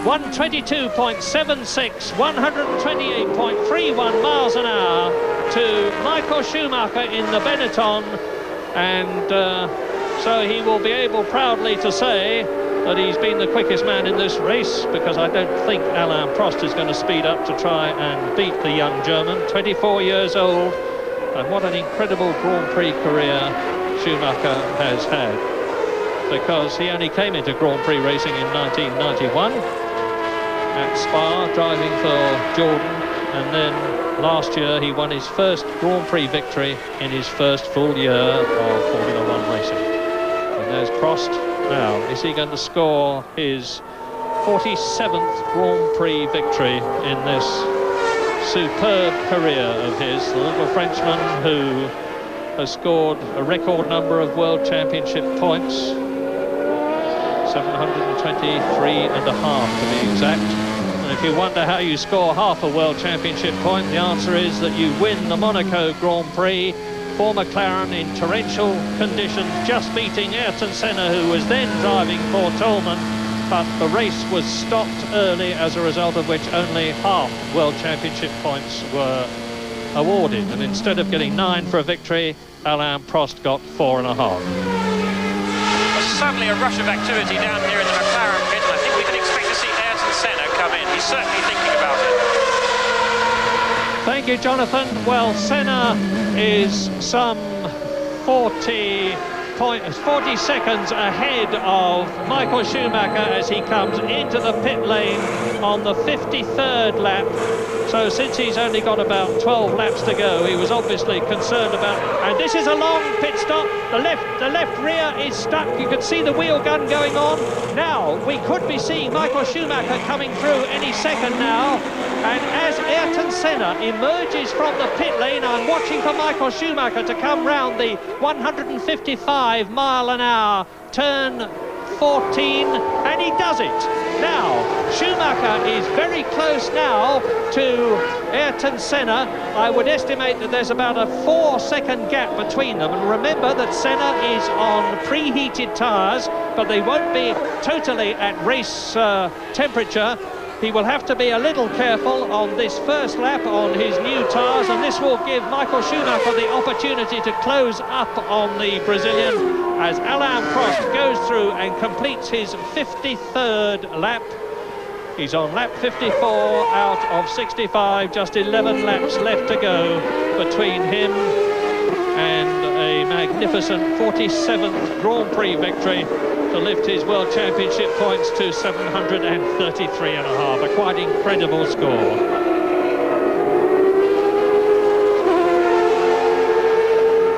Now there is Prost, and he's coming. That was Riccardo Patrese just going through the picture in the Benetton Ford. Patrese is in 4th position. So by the end of this race, there's only going to be 3 people on the same lap, potentially. And they are, of course, Alain Prost, Ayrton Senna and Michael Schumacher. Now, you're looking through the lens of Alain Prost's camera at the Benetton Ford of Riccardo Patrese, who looks as though he is going to finish in his highest position this year, which would be a big fillip for his confidence was pretty shattered before this race. He finished 5th at Donington in the European Grand Prix, but failed to finish in the other 3 in South Africa, Brazil and San Marino. And now the gap between himself and Alain Prost, who's about to lap him, as Prost goes through to complete his 54th lap, is shrinking rapidly into turn 1. This is 200 miles an hour, stand hard on it. Round turn 1 at well over 100 miles an hour, so they lose 100 miles an hour in the last few yards before the corner. That's how good modern carbon fibre disc brakes are. And Riccardo Patrese will now see that distinctive blue, white and yellow shape of the Williams Renault, with the red, white and blue helmet of Frenchman Alain Prost topping it, getting closer and closer, and Michael Schumacher is going quicker and quicker because he realises now that he's actually got a sporting chance of maybe getting 3rd position from Ayrton Senna, and he's broken the lap record again. We're on lap 55 out of 65. Prost leads 50 seconds ahead of Ayrton Senna, who is 11 seconds ahead of Schumacher, who is 13 seconds ahead of Patrese. Andretti is in 5th position and has been lapped. Later is 6th. Comas is 7th. Zanardi, Blundell, Berger are up to 10th. Suzuki is 11th and Fittipaldi is 12th. And we're back again with Prost catching Riccardo Patrese, 4th place. Yes, and Schumacher yet another fastest lap, reducing the lap record, and that's brought him closer to Senna. He was 8 seconds behind Senna before this lap, and now he's reduced it by another second, and he's just over 7 seconds behind Senna. But remember, Senna also is on fresh tyres now, and it does take 2 or 3 laps for the tyres to get to their best operating condition. Strangely enough, they're quite slow to come in here, and I think that Senna will be able to fend off the Schumacher challenge once he gets his tyres moving. And we have Jonathan in the McLaren pit. Yes, once again, James, it seems that tyre wear is higher than Goodyear expected. Senna's tyres are worn considerably more than they thought, and that would intimate that he should go a fair bit quicker on the new set. Thanks, Jonathan. We've got a blow-up here, and that looks like Leto. He had another quiet, but unspectacular, but nevertheless good race, but disappointment for him, and whatever that is, that looks terrible. So now, Senna has responded to the Schumacher threat and put up his own personal fastest lap as he goes past the stricken Sauber, and in fact, I think Schumacher probably had a bit of traffic then. He did a slow lap, and Senna's back to over 7.5 seconds of cushion. Prost is now on his 56th lap, and poor JJ Leto, of course, has lost 6th position in going off there, which means to say that the joyful Larousse team have now got somebody in the top 6 places, because Eric Comas, the Frenchman, in this all-French team, apart from the engine, has moved up into 6th position. Prost leads. He's a long way ahead of Ayrton Senna. Schumacher is some 8 seconds behind the Brazilian, but catching him. Is he catching him fast enough? I think not. Patrese has still not been lapped by Alain Prost that you're looking at, and the yellow and green Benetton of the veteran Italian, who's driven in more Grand Prix than anybody else, is ahead of Alain Prost. And in 5th position, it's Michael Andretti, who looks as though he's about to finish his first Grand Prix, or finish in a Grand Prix for the first time, to be absolutely exact about it. And yet another lap record, but this time from Senna. So he's got the message. The message is that Michael Schumacher is going faster than you, and if you don't pull the bung out, you are not going to finish in 2nd position. Oh yes, I am, says Senna, and goes a bit faster, and he is on his 57th lap out of 65, albeit 43 seconds behind Prost.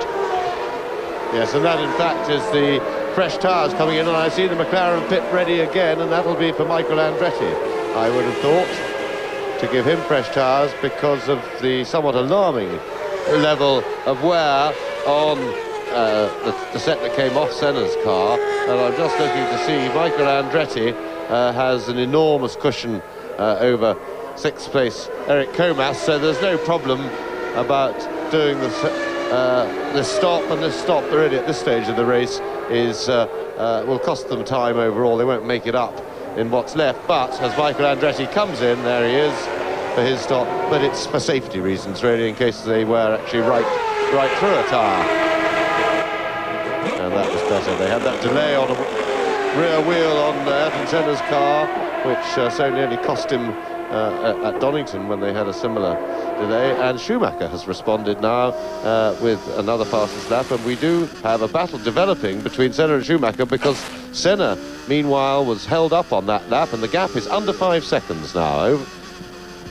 Yeah, Senna was held up by Aguri Suzuki, the man who got a stop-go penalty at Imola for holding up Carl Wendlinger, and that's given, and we're with Prost again, who's just pacing himself behind Riccardo Patrese. Alain does not seem to be making any great effort to get past the Benetton. Now, there is Schumacher, and he has fairly flown past Aguri Suzuki with a new lap record that you've just heard about. They're on lap 59 out of 65. Prost has gone through. He is on his 59th lap, so Schumacher has still got to complete his 58th. My apologies. Prost lapping in about 1 minute 25.8, very well within his capability, but it's a long way before Ayrton Senna goes through, and not so very shortly after him, 4.6 seconds as you look at the caption there. Now, Senna's just gone through, 40 seconds behind Prost, and Schumacher is 3.4 seconds. You can see the McLaren in second place. You can see young Michael Schumacher, undoubtedly the finest driver that Germany has produced since before the war. The great days of Rudolf Caracciola, Hermann Lang and the like, and Bernd Rosemar, who drove for Mercedes-Benz and Auto Union. Michael Schumacher is rightly the hero of Germany. He won at Belgium last year, and he's got 4 second places and 5 third places behind him already in his short Grand Prix career. It's his 27th Grand Prix here. He is on his 59th lap now. But if he catches Ayrton Senna, remember they're both using the same type of Ford V8 engine, the HB, although there's a lot of contention about the fact that allegedly the one with the McLaren develops less horsepower than the one in the Benetton.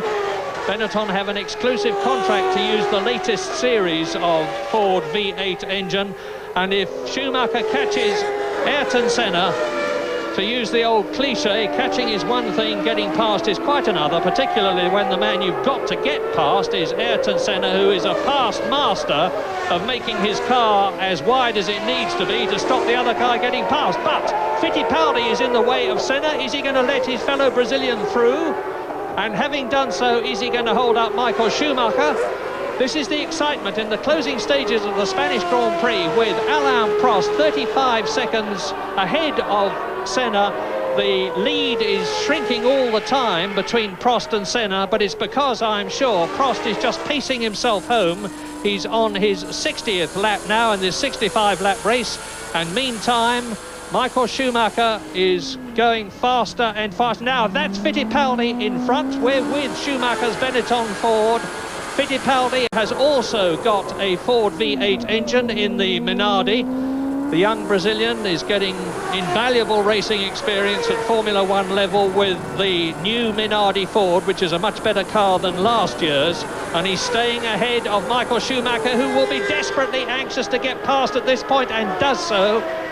And I wonder whether the gap between him and Ayrton Senna has increased a lot. It will undoubtedly have increased, because I think Senna sliced his way past Fittipaldi more convincingly than Schumacher did, because he was at the right part of the circuit to do it. Now Schumacher goes into the right-hander to complete the lap. Senna is 32 seconds behind Prost, and the gap between Senna and Schumacher is still 3.4 seconds as it was in the previous lap. So Schumacher lost nothing on that lap. We're on lap 61. At the end of this, lap 62, 63, 64 and 65. 4 laps to go, apart from the one they are on, and the man you are watching is the leader, a very convincing leader, 32 seconds. Prost is on his way to his 47th Grand Prix victory, far far more than anybody else. Ayrton Senna, who is currently running, as you know, in second position, has won 38 Grand Prix, and these are the rivals in modern Formula One racing. And Prost, of course, is allowing the gap to shrink because he's still making absolutely no effort, really, to get past Riccardo Patrese, who you see in the yellow and green Benetton in fourth position, in his highest potential finishing place of the season. So Prost on lap 62, 3 laps to go for him at the end of this one.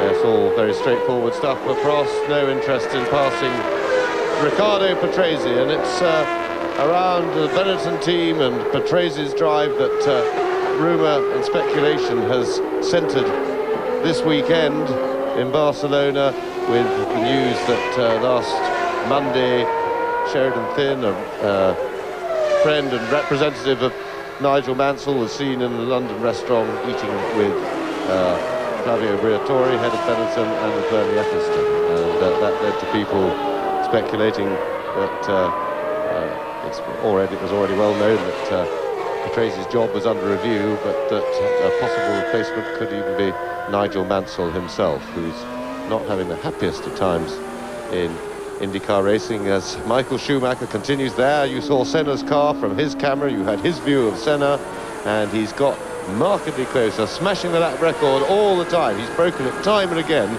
in this chase, has Schumacher.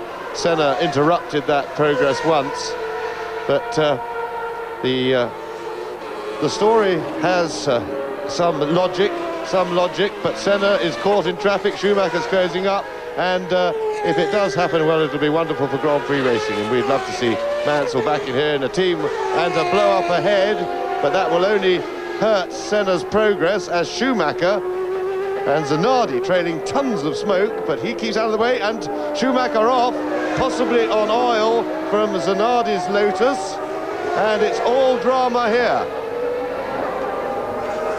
Well, far too much excitement.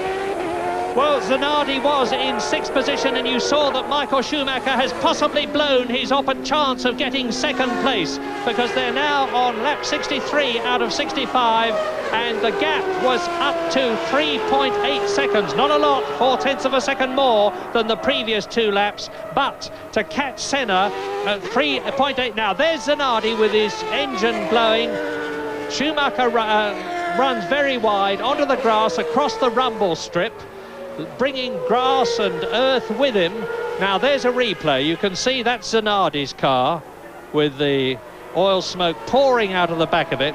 It's the second time that he's had an engine problem, because at Imola, if you remember, in the closing stages of the race when he was challenging for a place in the points, he had a gigantic explosion, flames out of the back of the car, the left rear wheel came off, and he toured very much to a standstill. But now we're on lap 64. Alain Prost is on the penultimate lap. Only this and the next separates him from the checkered flag. Yes, and just to complete that Benetton story, as the speculation is that Mansell would come and take over from Riccardo Patrese and give up his oval racing aspirations, although we have no knowledge of what he wants to do himself. We know that Roseanne, his wife, who's been his best advisor for many years, is very anti-oval racing for him. And in the meantime, it would then be expected for Michael Andretti, particularly after today's performance, which really can't give him a lot of hope for the future, would like to go back to what he considers to be his car, and the car he developed that Mansell has been driving, and race there, which would open the door for Mika Häkkinen, who sat so patiently in the wings at McLaren this year. So it's a jolly nice story, everything fits, but nobody's quite sure whether anybody wants to do it. I would take money that it doesn't happen, but don't hold me to that. But Alain Prost now, after having driven an absolutely immaculate race and taking the lead from his teammate Damon Hill on lap 11, has demonstrated yet again that his nickname of the Professor is the right one to apply to him. His race has been smooth, it has been calm, and he has not put a wheel wrong. And he now has about 2.5 miles to go between him and his 47th Grand Prix win. Yes, another fine professional job by Alain Prost. Once again, we saw his patience at the beginning of the race when Damon Hill made the better start. He played himself in gently, turned up the pressure steadily, and then swept by into the lead.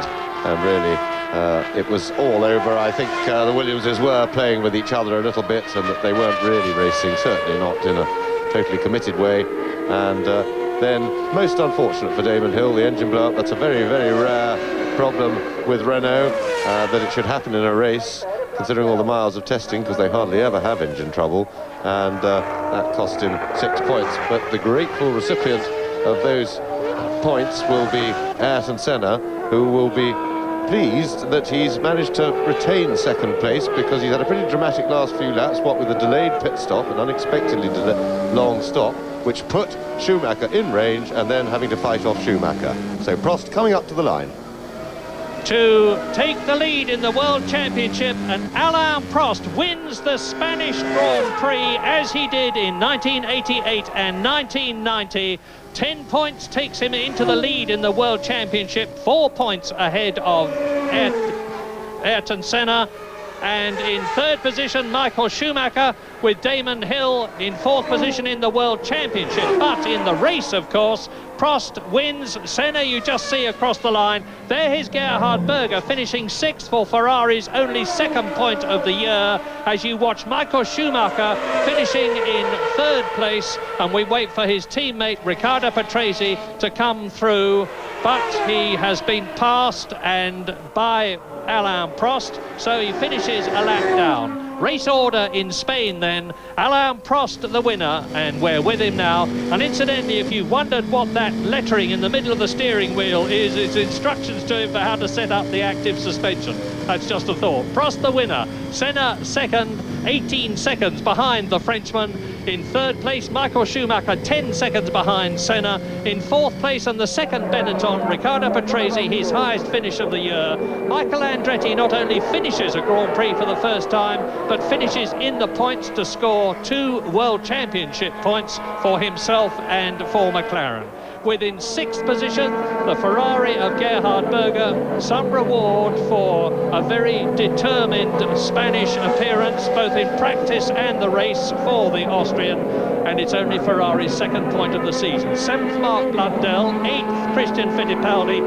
Ninth, Eric Comas. 10th, Aguri Suzuki. 11th, Thierry Boutsen. In 12th position is Rubens Barrichello, so both the Jordans are home, although not in the points. And in 13th position, the last finisher, Derek Warwick, in the footwork, because Zanardi retired with that colossal engine problem and was then 5 laps behind. So Alain Prost, my apologies, my mental arithmetic didn't work very well in the stress of the moment, is now 2 points in the World Championship ahead of Ayrton Senna, and that won't please the Frenchman all that much, because as I said at the beginning of this race, he is very concerned about the potential performance of Senna and the McLaren Ford at the next Grand Prix, which is at Monaco on May the 23rd. The most exciting and glamorous Grand Prix of them all, the street race around the streets of the Principality. Michael Schumacher, by finishing third in the race, is now third in the championship with 14 points, having displaced Damon Hill, who moves down to fourth position in the championship. And of course, Williams have increased their Constructors' Championship lead to 12 points over McLaren, with Benetton in third position, some 15 points behind McLaren. Charlie Whiting, the FISA scrutineer in the blue shirt, is just waiting to get the cars into the Parc Fermé, an enclosed area where they are examined by the scrutineers. That is Michael Andretti, who must feel very pleased that at last he's broken his jinx and has finished in a Grand Prix, having failed to do so in South Africa, in Brazil, in Donington, and at Imola in the San Marino Grand Prix, and by doing so has scored World Championship points. Well, an eventful Spanish Grand Prix. The Williams, which I said was fabled for its reliability, was unfortunately let down by an engine problem in the Renault department, and that's very, very unusual indeed. And Damon Hill thereby failed to get his second place. Would he have beaten Alain Prost? Well, you've heard James say that it looked a bit more like an exciting demonstration than an exciting race for the lead, but who knows? We never will, because Damon Hill did not finish. Alain Prost, the winner, again then, and he goes to Monaco with a World Championship advantage over his main rival in Formula One, and has been for a very long time, ever since Ayrton Senna joined the McLaren team in 1988 to become world champion 3 times between then and now. Alain Prost, another 3 times World Championship winner. Michael Schumacher, the most outstanding newcomer of Formula One in the last couple of years, finishes 3rd on the podium again. He's almost making it his property, the podium, with his regular appearances. This very sensible, pragmatic, young, old head on young shoulders, German Michael Schumacher. Riccardo Patrese has retrieved some of the honour that he may unfairly have thought that he had lost by finishing his highest position of the year. And you're watching Ayrton Senna now.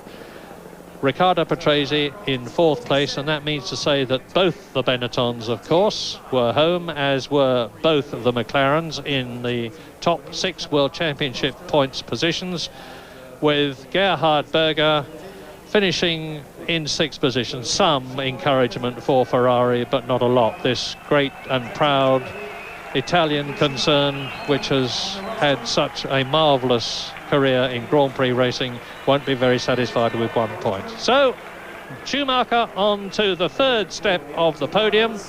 You can see Alain Prost making his way to the highest.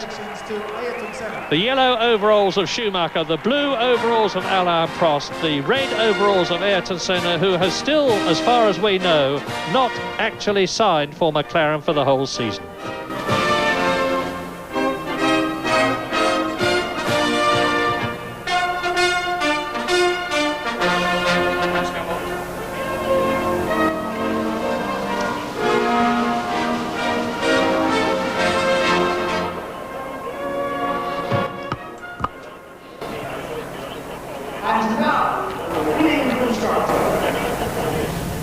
A ser o especialista das pole positions. Alain Prost conquista aqui a sua 47ª vitória. Ayrton Senna é o piloto que está mais perto e tem 38.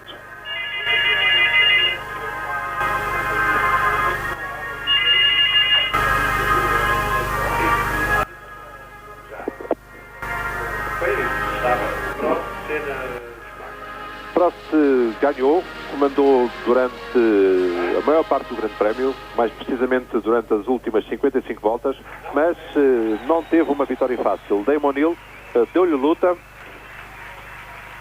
pôs em causa o primeiro lugar de Alain Prost ao longo de muitas voltas.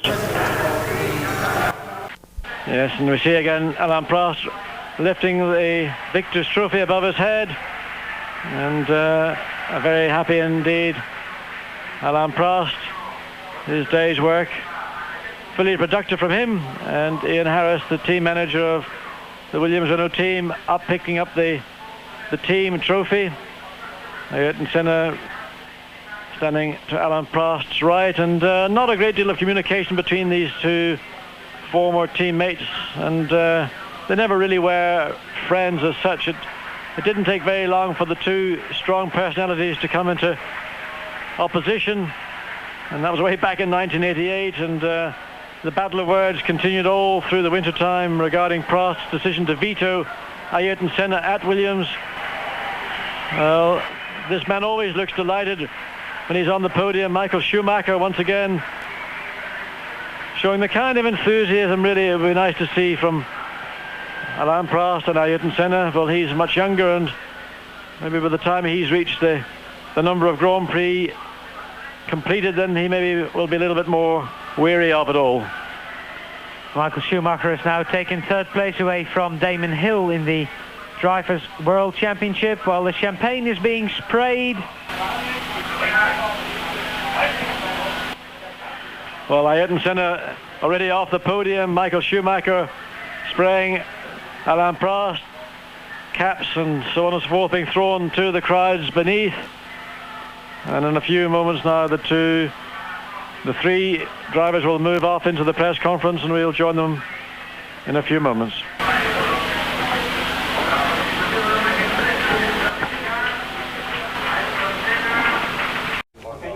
We zijn in de persruimte, we zijn in afwachting van het relaas van Alain Prost. Ik hoorde hem net eventjes vertellen dat hij zware vibraties in de auto had gehad. We gaan even luisteren naar het gesprek. Turning to you first, Alain. A well-regimented victory, but one where your teammate Damon Hill pushed you hard for 2/3 of the race before engine failure put him out. Yeah, it was going quite well. Especially, I mean, first part of the race he was leading, and then I was able to overtake him. My car was ending well, and then he was catching me and pushing me a lot. I had some problems with traffic sometimes, but the car started to jump a lot, and I was really tired. And physically I did one of the most difficult races I've never done before, and it was going quite well, and if he was able to keep pace like this, it would have been very difficult for me to stay ahead. You didn't stop for tyres, both McLaren and Benetton did. If Damon had continued to push you, do you feel you would have had to have come in? I had almost decided that if he was able to overtake me, and I would stop for tyres, because I would take the chance to finish better. But anyway, I was very limited by the physical side today. I mean, the car was jumping so much. Suddenly it started to jump in a very strange way, and on this track, which is very demanding on the physical side, I could not drive much quicker than that, much more.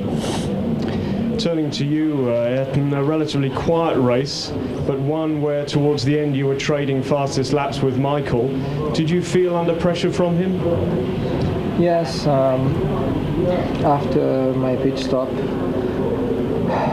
we were pushing each other quite hard, and it was a question of just getting clear circuit. I had several big moments with traffic where people blow up an engine in front of me 2-3 times, and last time I got my visor full of oil. That was 5-6 laps from the end, and I had a tremendous big problem just to see them, and even if I tried to clean the visor, I couldn't get a clear visibility anymore. He was pushing hard, he was going very fast, and I was limited with few problems I had in the car, so I was just trying to go as hard as possible and as hard as necessary to stay ahead of him. As far as the team is concerned, though, welcome Constructors' Championship points, with your teammate Michael Andretti finishing a Grand Prix for the first time and in the points. Well, I think it's great for the team to have two cars finishing the top 6. I think it's a good time for Michael, finally finishing a full Grand Prix distance, and let's hope he can keep up with the pace.